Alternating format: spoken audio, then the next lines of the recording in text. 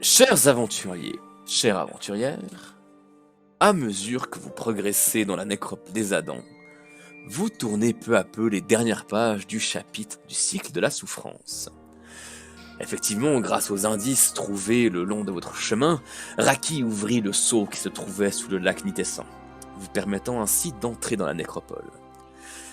Dès votre arrivée en ce lieu, vous avez perçu des éléments qui vous permettraient d'avancer dans votre quête.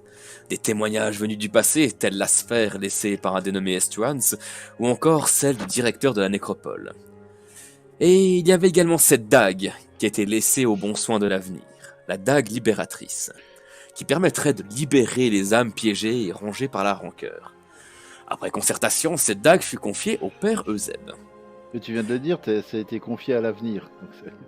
Ça se tient. Vous avez parcouru les méandres de la nécropole, Euseb entendant des murmures provenant de l'atmosphère éthérée, des voix expliquant que des âmes sont bloquées ici et qu'elles ne sont... Pendant que vous parcourez ces couloirs, Olaf prend l'habitude de se tenir en avant du groupe, probablement pressé de découvrir les secrets enfouis dans la nécropole. Eva se tient souvent derrière lui, curieuse de l'environnement. De son côté, Sonia est bouleversée par le témoignage d'Etsouans et ne parle que très peu.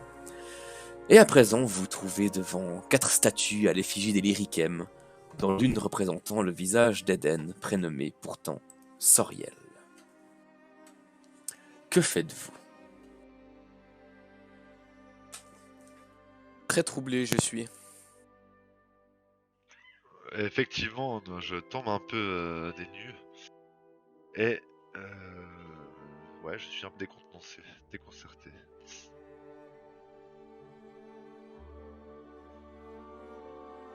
Araki, toi, de ton côté, comment tu es? Ça fait beaucoup de choses découvertes dans ce lieu des plus étranges, mais j'ai l'impression qu'on n'a pas encore tout découvert et que on va certainement encore avoir d'autres choses qui nous attendent plus en avant. Et je suis assez impatiente d'en découvrir plus pour pouvoir vraiment tirer des conclusions. Je n'ose pas trop imaginer des scénarios, malgré qu'on en sache déjà beaucoup. Et c'est quoi le truc dans lequel patauge Yann? Ça, c'est justement cette eau que vous avez vue un peu partout dans la nécropole qui s'écoule dans différents canaux. Et à chaque fois que vous l'avez observé, ça ressemblait effectivement à de l'eau. Et toi, quand tu la touchais, ça te dérangeait, ça te picotait un petit peu. Même Raki, qui est très proche de l'eau, ça la dérangeait, ouais. Il fallait me regarde, ça va aller, t'inquiète. Et je voulais m'excuser pour mon comportement tout à l'heure. J'ai été un peu brutal quand il s'agissait de ce témoignage d'Estuans. Ici pour découvrir des vérités, on n'est pas ici pour accepter des choses faciles à accepter. De toute manière, on ne sait même pas quel rôle a eu Estuans encore, on peut deviner, mais comme dit Raki, je pense qu'il nous faut aller plus avant. Débattrons de tout ça une fois au calme. Et on ne t'en voudra jamais de ne pas forcément prendre des révélations de Schiavari comme si on t'offrait un bouquet de fleurs. Sonia, ne t'en fais pas. On comprend. Merci. En tout cas, je suis étonné que jusqu'à maintenant, on n'ait pas croisé de Vadrine. À moins que, comme la petite Eva dise, tout ça c'est du Vadrine. Je me suis fait la même réflexion. Peut-être qu'ils sont tout simplement au repos. Vous voyez qu'il y a Olaf qui se tient ici, qui commence un petit peu à tanguer. Olaf, ça va? Oui. Faut juste que je m'assoie quelques minutes. Pardon. Qu'est-ce qui vous arrive? C'est juste toutes ces... Vous savez, j'ai cherché la nécropole toute ma vie et on y est enfin. C'est un peu les émotions qui ressortent. Oui, bien sûr. C'est vrai que ça fait un moment que nous marchons. Nous nous sommes à peine reposés cette nuit, surtout vous. Peut-être pourrions-nous faire une petite pause avant de reprendre la route, histoire de récupérer un peu. Nous avons pas mal tracé jusqu'à maintenant. Oui, on pourrait manger un petit morceau, c'est peut-être une bonne idée. De toute façon, lui, il s'assied en tailleur par terre. De toute façon, ma mère disait toujours « on est plus malin le ventre plein ». C'est une excellente initiative, Olaf. Zeb, il y a Eva qui s'approche de toi les mains dans le dos, la tête baissée, tout timidement. Hmm. Puis elle dit juste je suis désolé. Parce que je sais bien que ma seule présence, eh bien, elle contredit un peu tout ce en quoi vous croyez. Mais juste que vous sachiez que moi, j'ai pas décidé d'être comme je suis. Moi, je vis et je ne comprends pas pourquoi je vis.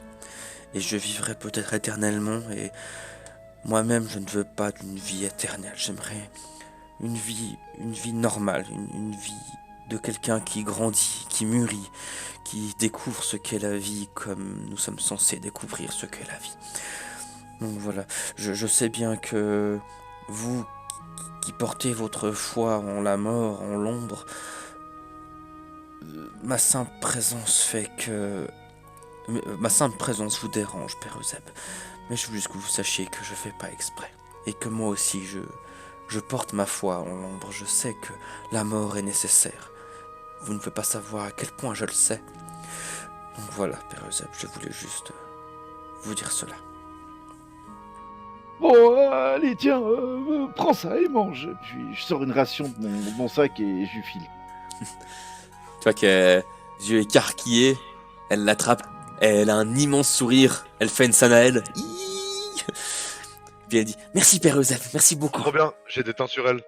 Ma Constance, je fais merci Pierre Euseb.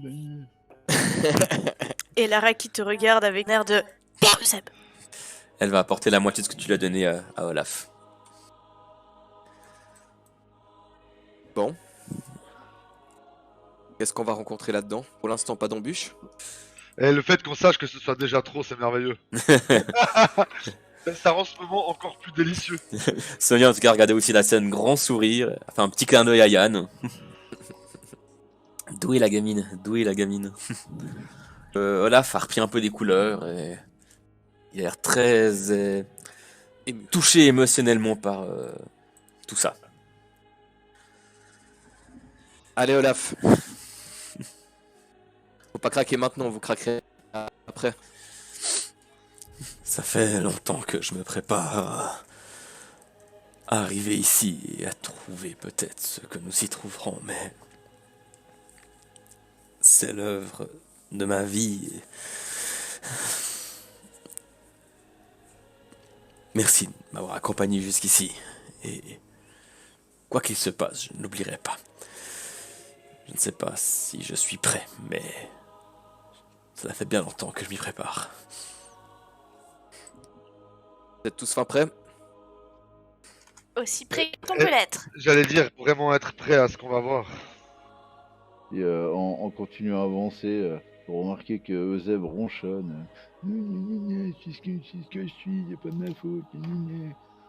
Alors, Raki va sauter par-dessus le petit canal en voyant que Euseb ronchonne et elle va lui un peu sauter au cou, enfin lui mettre vraiment par-dessus les épaules et va faire « Je suis fière de vous, Père Euseb. Vous voyez que vous pouvez être sympa des fois et compréhensif.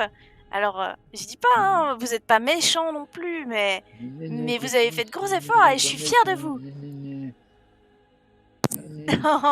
Arrête de ponchonner, vieux bougon. » Mais je lui fais une petite tape sur l'épaule avant de le lâcher.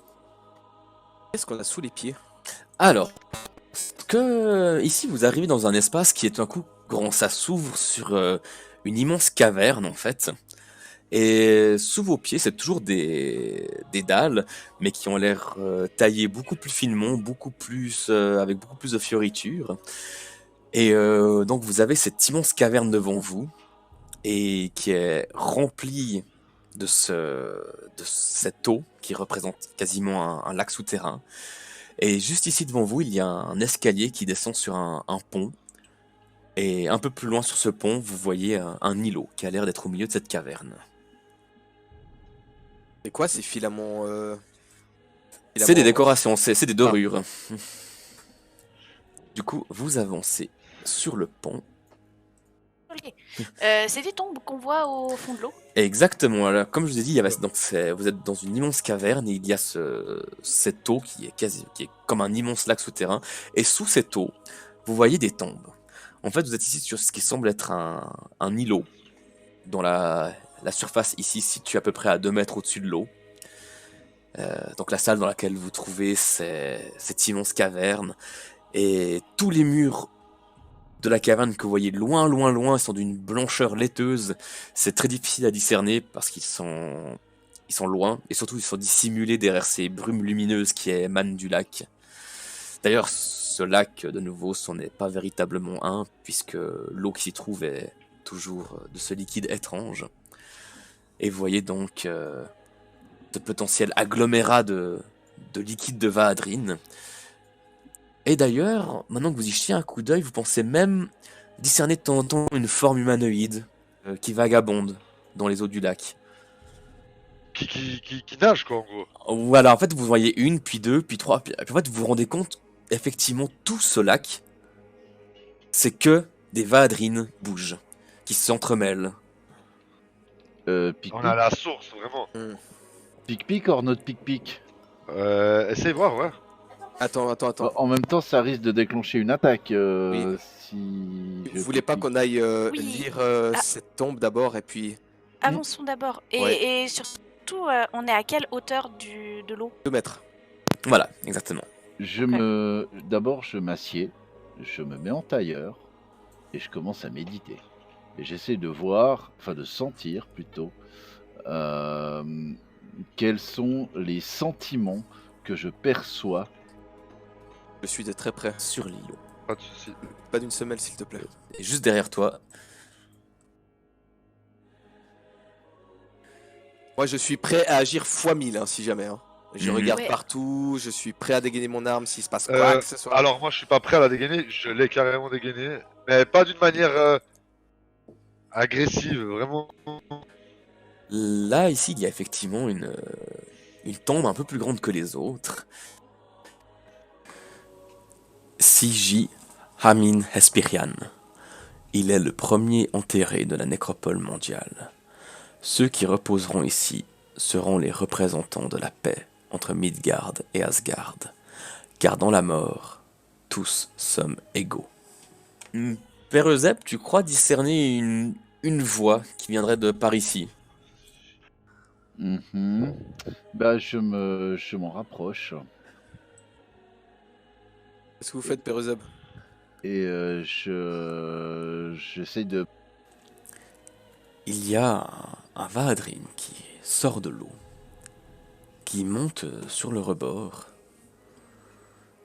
et qui se dirige ensuite lentement, très lentement vers Olaf. Olaf semble fixer le Vahadrine alors que le Vahadrine lui rend son regard. Et au bout d'un moment, le Vahadrine tend ce qui pourrait s'apparenter à une paume en direction d'Olaf.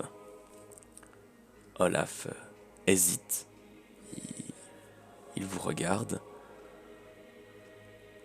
et au bout d'un moment, il répond au geste du Vahadrine et tend sa paume vers lui. Et Père Euseb, vu que tu essayes d'entrer en contact avec le Vahadrine, tu entends sa voix. Le premier corps enterré dans la nécropole.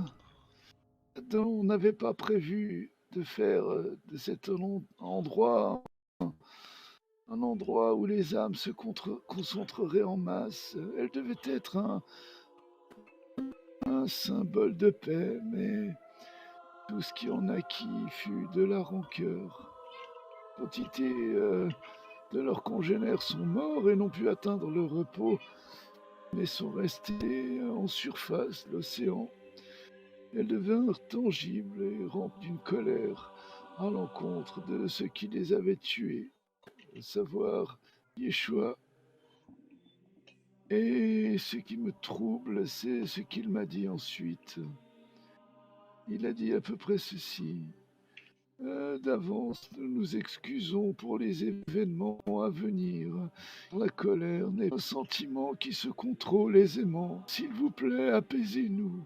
Apaisez notre rancœur qui va exploser dans quelques instants. Un sentiment qui se contrôle aisément. S'il vous plaît, apaisez-nous. apaiser notre rancœur qui va exploser dans quelques instants. Presque de la tristesse quand j'entends ça. Et je me... Et maintenant, il est là. Et là, je prends Olaf par... tu sais, je pose mon bras au-dessus de son... Enfin, par-dessus son épaule. Et je l'invite à me suivre un tout petit peu plus loin, comme ça. Et je lui chuchote à l'oreille ceci. Tu vois qu'il hoche la tête positivement, les yeux de plus en plus embrumés de larmes, et c'est à ce moment que vous entendez un bruit qui provient de cette eau étrange. Il y a un vrembrissement pendant que l'eau se met à onduler, et petit à petit, vous voyez que cette eau se rassemble, ondule vers un point central, et elle converge ici. Le grondement se fait de plus en plus fort, alors qu'une masse liquide s'extire de ce lac de colère, et celle-ci prend forme. Une fois encore, comme vous aviez pu le voir lors de l'attaque sur Terra 2, les Vaadrines se regroupent, mais cette fois-ci dans des proportions bien plus grandes. En quelques instants à peine, la rancœur des Vaadrines a pris forme. Cette forme. Oh là là. Et je vous invite à ouvrir le combat tracker. Le groupe affronte alors cet amas de Vaadrines absolument gigantesque. Le combat est difficile, le combat est ardu. Parfois, des membres du groupe tombent dans cette eau faite de Vaadrines et ne se ressentent alors plus que souffrance et colère. La dague trouvée dans la nécropole permet à Père Euseb de porter des coups très importants aux différents Vaadrines qui apparaissent également. Mais aussi directement sur cette incarnation gigantesque de la rancœur des Vaadrines. Les aventuriers se retrouvent très blessés, mais les jours de personne ne sont encore en danger. Et au bout d'un moment, Yann fait face à cette créature immense et est sur le point de lui porter le coup final. Yann, tu fais face à la créature et tu es sur le point de lui porter plusieurs coups d'affilée avec la volonté et la puissance qui t'a été accordée par tes alliés. Tu portes un premier coup et tu croises le regard de cet amas de Vaadrines, de cet amas de rancœur. Et peut-être sont-ce les mots du premier Vaadrine que vous avez croisé plus tôt. Mais tu es sur le point de porter ton deuxième coup et tu te ravises, car tu lis dans le regard de cette créature peut-être ce qui pourrait être un remerciement.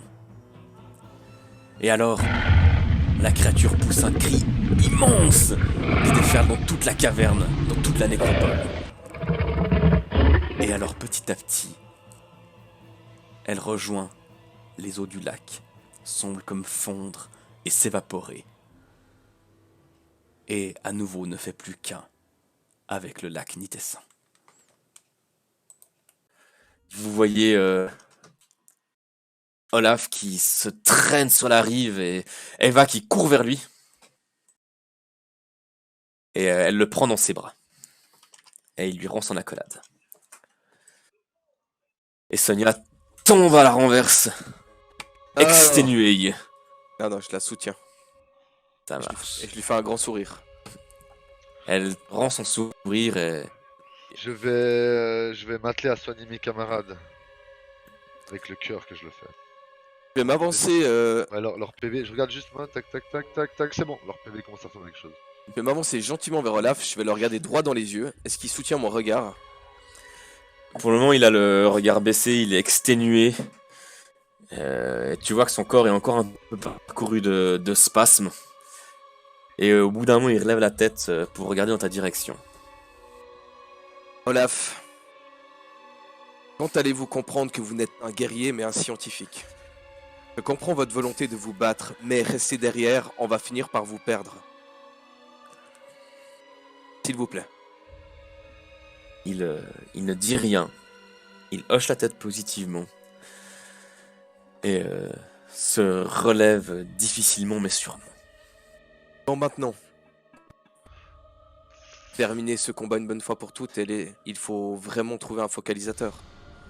Pour les Vadrine, pour qu'ils puissent regagner le plan où ils doivent aller.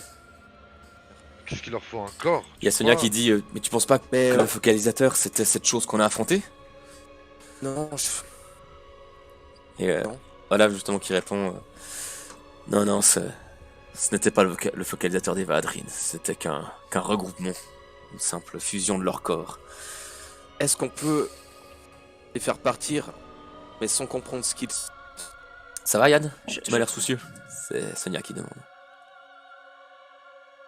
Un sourire, mais qui a un sourire un peu figé, tu sais. Avec les yeux un peu dans le vague, et puis... Je vais lui dire, je crois que j'ai la solution à ce problème depuis très longtemps. Bien sûr, c'était nébuleux comme idée, mais À quoi tu penses? j'ai pas tellement envie de le dire. Le dire le rendrait réel, et... on est très envie. D'accord. Tu sais, je dis Yann, tu me fais peur. De quoi parles-tu? Rien, Sanel. Rien.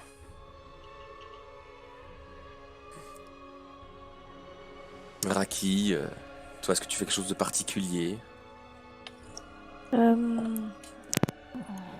Non, pas comme ça. Je prends juste le temps. Je me suis sur le sol et je prends le temps de souffler et de vraiment juste voilà, profiter des crescendo d'intensité. Moi, pour ma part, j'observe Yann. Je suis inquiet pour ce qu'il vient de dire. J'aime pas du tout ça. Yann d'ailleurs, je vois que tu te rapproches de l'eau du lac. Est-ce que tu fais quelque chose de particulier? Non, je vais regarder cette substance avec un mélange de dégoût, un mélange de compassion. Ouais. Je sais pas trop quoi faire, j'ai envie de les faire partir, mais à trouver la solution. On manque d'éléments. Sanel et Raki, d'où vous êtes, vous voyez que Olaf plonge dans l'eau. Je vais. Mais il se jette loin ou il reste juste là auprès du bord? Alors en fait, il a sauté dans l'eau, il a plongé dans l'eau d'un coup et il a disparu. Olaf, Mais disparu. Genre disparu parce que l'eau l'a caché ou bien on le voyait et pouf, on le voit plus? En fait, d'habitude, vous voyez assez bien l'eau, enfin le fond de l'eau, parce que c'est pas très profond et c'est assez clair. Mais là, effectivement, l'eau a l'air, au moment où il a plongé, depuis, l'eau a l'air de devenir un peu plus Et puis là, opaque. je dis à tout le monde. Plouf. Et vous voyez que Eva est tétanisée. Alors, je dis à tout le monde, vite, vite. Et- Plouf. Allez, plouf. Là, Dès que vous ça- plongez dans l'eau, vous ressentez une douleur extrême, Zeb et Yann. Ben, moi je aïe. vais demander à Eva, Eva, qu'est-ce que vous vous êtes dit? Tac, tac, tac. Je tente de ressortir de l'eau. Hein. Ouais, bien sûr. Alors, Je tu tends as la plongé main, dans je l'eau tends la une demi-seconde, tu as ressenti une douleur extrême. D'ailleurs, tu pourras te rajouter 13 points de dégâts. Et Aïe. Zeb, tu prends Mais 3 points de non, mais dégâts. vous êtes sérieux? Jetez-vous pas dans l'eau comme des débiles. Zeb, est-ce que tu tentes de ressortir de l'eau? Alors oui, mais je vais quand même essayer tout en restant. Je vais tendre ma main aux tout en gens si sortant de besoin. l'eau. Eva, vous êtes dit quelque chose en particulier avec Olaf? Tu vois qu'elle tient dans sa main un bout de parchemin. Et elle a les yeux écarquillés. Et elle ne bouge plus. Et il m'a dit: tu seras toujours ma fille. Et je regrette de vous avoir menti. Quoi? Je prends le parchemin et je le lis dans ma tête. Caché parce que dans... Ça marche. 30 Donc, secondes, est-ce que ça, vous le quoi. lisez justement loin d'Eva, au final? C'est peut-être ça? Ouais. Ok.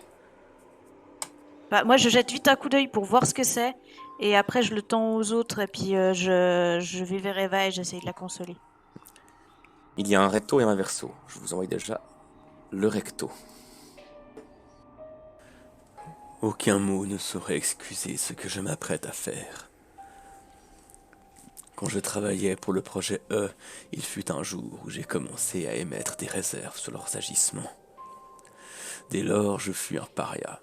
Dès lors, je passais de chef de laboratoire à cobaye. Ils tentaient de comprendre pourquoi les Vadrines s'attaquaient à eux. Alors le projet m'a lié à eux, pour que je puisse parler en leur nom. Ils ont extirpé une partie de mon âme pour l'insérer dans un amas de Vadrines qui me maintenait en vie.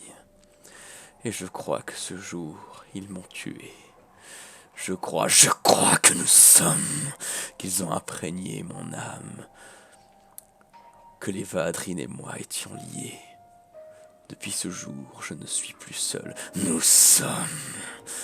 Les Vadrines m'ont dit où se trouverait le point faible de notre ennemi, celui qui a causé la mort de tous ces Adams innocents. Le premier cataclysme. Il les a anéantis, il nous a anéantis. Nous sommes devenus des âmes en peine, ne pouvant rejoindre l'océan. Nous nous sommes rassemblés en la nécropole. Olaf est notre focalisateur. Je crois que je suis. Alors je somme allé trouver le point faible. Et à éclosion, nous avons trouvé le point faible. Le point faible est l'enfant. L'enfant qui dort sous éclosion. Pourquoi porte-t-elle deux noms? Yeshua, Eva, je ne savons pas. Mais elle est le point faible. À présent, j'ai attendu que les Vadrines me redonnent un signe, attendu pour comprendre comment entrer dans la nécropole. C'est un comble que d'entendre des voix quand notre ennemi est la voix des porteurs de la voix. J'ai fui avec l'enfant. Je l'aime tant, elle est ma fille. Envers et contre tout, même si elle porte le nom impie qui nous a anéantis, nous l'aimons, nous attendons notre signe pour que je me réunisse avec nous, pour que nous redevenions entiers. Pour qu'Olaf soit le focalisateur, la conscience commune de tous les Vadrines. Le signe vint lorsque les Vadrines se remirent en marche. Les choses s'accélèrent. L'ennemi se cache à l'est. À l'est. Ceux que nous anéantirons, faisant comprendre notre rancune à l'ennemi qui nous a anéantis. Nous anéantirons son peuple tant adoré. L'Estoigna tombera sous notre colère. Encore une fois, je ne cherche pas le pardon. Sincèrement, du fond du cœur, j'ai apprécié ce voyage à vos côtés. Sincèrement, du fond du cœur, emmenez Eva à éclosion. Là-bas, elle sera en sécurité. Je détruirai ceux qui s'opposent à notre rancœur. Signé Olaf Benjamin, Derek Deschamps, Adam innocent, âme en peine, vengeur, Vadrine rancœur, comme notre ennemi, nous portons bien des noms. Ça fait beaucoup de choses à analyser d'un coup là. Alors attends. Qu'est-ce qu'il a fait en fait? Bah c'est pendant ses expériences, il a dû fusionner avec des Vadrines ou des trucs, puis il est devenu leur focalisateur. Donc, vous voulez dire avant même... Père Zeb, pouvez-vous regarder si vous entendez toujours les murmures? Entends-je toujours les murmures? Il y a eu... Maintenant que tu refais attention, c'est le calme plat. Ok. C'est le calme plat et pourtant, il y a une agitation dans l'air. C'est plus des voix, c'est un sentiment pur et dur. Tu commences à le ressentir au plus profond de toi. C'est ce sentiment de rancœur qui est en train d'émerger de toute la caverne. Hmm. Et c'est en train de monter, donc, hein. C'est pas C'est en train de genre- monter, ouais. Ok. J'en fais part à mes petits camarades, il va sans dire, hein. Parce qu'il est en train de devenir le focalisateur. Il est déjà le focalisateur. Si je comprends bien, c'est Sonia qui parle, il a... Il l'est Mais devenu. je n'arrivais pas à comprendre à quel moment, en fait, vu que quand Yeshua est censé être morte, Eva est arrivée. Je parle doucement, pas qu'elle entende, hein. Mais Eva est peut-être Yeshua, la sœur d'Estuans. Estuans a trouvé le moyen, en tant que lyriquem, de simplement ramener sa sœur à la vie.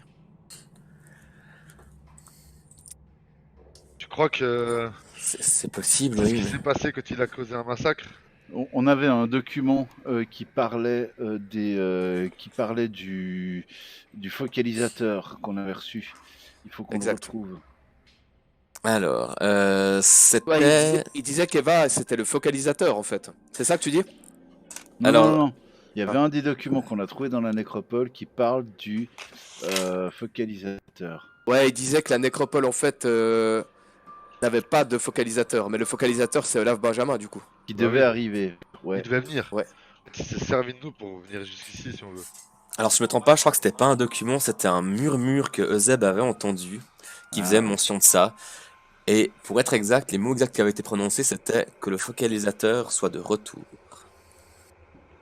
Bon, c'est vite vu, on a compris l'histoire, on sait ce qui s'est passé maintenant. On a toutes les pièces du puzzle. Mais du coup, Si. Ce massacre est confirmé par le défilé d'âmes en peine qui... Oui, Ah, merde. exactement. ah, c'est juste. Qui sont teintés de mort et de vie, etc. Voilà, et puis... à présent, ces âmes se rassemblent, mais sans un focalisateur pour les guider, elles ne seront qu'amas de pensée qui ne parviendra jamais à se stabiliser. Donc maintenant, Elles vont se stabiliser. ils sont en train de se stabiliser, et donc Je je pense pense. qu'ils vont... J'ai Il y a la, ça- j'ai la bouche grande ouverte quand tu dis ça, hein, je sais pas Ce quoi dire. massacre est confirmé par le défilé d'âmes qui se rendent à la nécropole. Notre théorie concernant ce phénomène est que le rassemblement d'autant de corps portant des traces de vie ou de mort a créé un environnement qui attire les âmes qui ne peuvent s'apaiser. La nécropole serait devenue, contre notre gré, un phare pour les défunts. Et à présent, ces âmes se rassemblent, mais sans un focalisateur pour les guider, elles ne seront qu'amas de pensée qui ne parviendra jamais à se stabiliser. Mais du Ouais, coup, là, il parlait de l'époque de Yeshua, justement. mais du Mais coup, que veut cet amas de pensée, du coup? De la colère, il veut se venger. de se Et venger. c'est écrit ici, à l'est. Ils vont détruire à l'est. À l'est, c'était Asgard ou Midgard? À l'est, c'était Asgard. Mais Donc là, c'est ceux qui ont mis le feu aux poudres, en fait. L'ennemi se cache à l'est. Mais À là, c'est l'est, l'est, Tuania Ouais, c'est le tombera projet, sous notre quoi. colère. mais du coup, Non. les Stuania, ils vont massacrer tout ce peuple? Qu'est-ce qui est en train de se passer? Il y a Sonia qui vient vers toi, Raki, qui dit c'est bon, je m'occupe de la petite. Merci. Moi, de ce que je comprends avec les infos qu'on a eues précédemment, c'est que Estuans était un Adam Oui. qui a perdu contact avec sa sœur bien-aimée, qui avait eu l'occasion de devenir un lyricem et qui, en perdant sa sœur, a fait tout ce qui était en son pouvoir pour la faire revenir sous la forme d'Eva, mais à quel Ouais, prix? alors il a peut-être déclenché un cataclysme en devenant un lyriquem, mais qu'il a pris le nom de Yeshua pour venger sa Exact. sœur. Ça, Exact. Bah, c'est une petite partie à mon avis qu'il mais- faut pas négliger. Non, mais pour venger sa sœur ou juste pour la ramener à la vie? Alors, Combien ça peut de être les deux. vies a-t-il fallu sacrifier pour que un être immortel apparaisse? Ah, mais ça peut être les deux, hein. Il a pu tellement vouloir au monde que... Oh, mais c'est... Ah, c'est tout à fait possible ce que tu viens de dire. Et toutes ces âmes volées, fauchées pour créer une petite fille éternelle, c'est Stuans qui en serait responsable. Et ce serait donc pour se venger de lui et de tout ce qu'il a créé, tout ce qu'il représente, quitte à ce que ce soit tout un état. Est-ce que nous avons donné en amenant Olaf Benjamin ici, est-ce que nous avons donné l'opportunité à tout ça, et je montre le lac, de se coordonner et de prendre vie? Est-ce Euh. que, est-ce que l'on vient de déclencher le cataclysme? Mais je croyais que je devais rassembler notre groupe pour éviter le cataclysme, non pas pour lui donner vie. Mais on n'est pas sûr de ça. On a peut-être simplement permis à ces âmes de s'en aller en paix, non? Non, la colère grandit, je la sens. Elle grandit de plus en plus. Et En Raquel, elle ce les larmes moment aux yeux. même, de minute en minute. Je suis le seul à avoir entendu le... Ça vient d'où? Ça vient d'où? Ça vient de la caverne. Laquelle? Je crois que... L'endroit où vous vous trouvez. Et justement, il y a ce rembrissement semblable à celui que vous aviez entendu plus tôt. Les Vers la sortie, Mousse! Et à un moment où Perezeb dit cela, vous voyez que les formes sont rassemblées à une vitesse très grande en direction de l'endroit où Olaf avait plongé. Toutes ces eaux spirituelles ondulent vers ce point. Le lac se vide alors que le focalisateur des Vaadrines, celui qui illustrera leur colère et leur désir de vengeance, prend une forme nouvelle. Cela devient une masse tangible, un amas de Vaadrines difformes, fait de membres et de fils de chair, d'œil et surtout de colère. La chose gigantesque s'élève à votre niveau. Et de cette forme grotesque, il y a une boursouflure reliée par ces fils d'âme et de peau qui sont extraits avec peine. Cette boursouflure prend une forme humaine, comme une marionnette. Elle se suspend au fil de l'atrocité qui la relie à l'amas de Vaadrines qui hurle en chœur. La forme se stabilise et vous entendez un rire qui en émane. Un rire qui provient de cette forme humaine, mais également de cette structure de chair. Un rire aussi immonde que la peine qui s'en dégage. Ce rire est autant celui d'Olaf Benjamin que de celui de tous les Vaadrines de la nécropole qui se sont rassemblés ici. Et vous voyez le visage d'Olaf Benjamin qui apparaît, alors que des larmes de sang parcourent ses paupières et ses yeux exorbités, qui vous regarde de haut alors que son corps est parcouru des spasmes de l'amas de Vaadrines. Et il vous dit: Enfin, nous voilà libres. Je me suis revenu. Je sommes entier. À présent, nous sommes suffisamment puissants pour affronter notre ennemi. Âme innocente que nous sommes, allons prendre notre revanche. Allons exterminer les Stuania, là où notre ennemi s'y cache.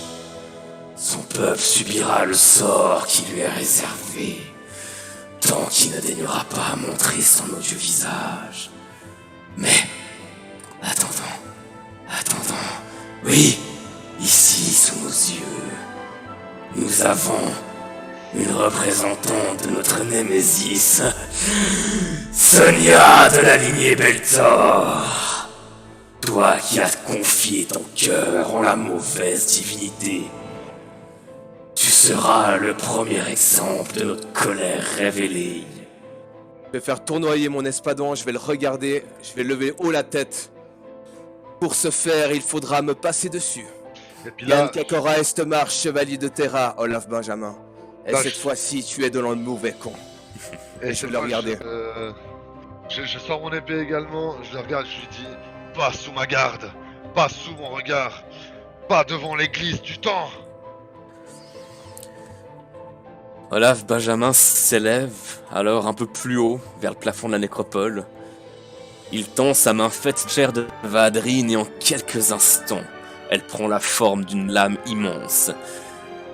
Chers aventuriers, les dés vont se révéler primordiaux pour ce qui est sur le point d'arriver. On va tous tirer nos initiatives, non pas pour un combat. J'irai en premier.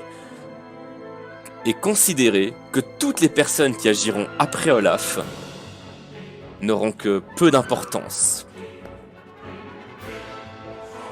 Allez les gars. Aïe. Allez Aïe. Sanael, sauve-nous tous. Mais sérieux, mec. Putain. Depuis le combat tracker, s'il te plaît. Ouais, mais les gars, vous mettez toute cette pression sur moi, je suis mauvais. Non. Allez, 3, 2, 1.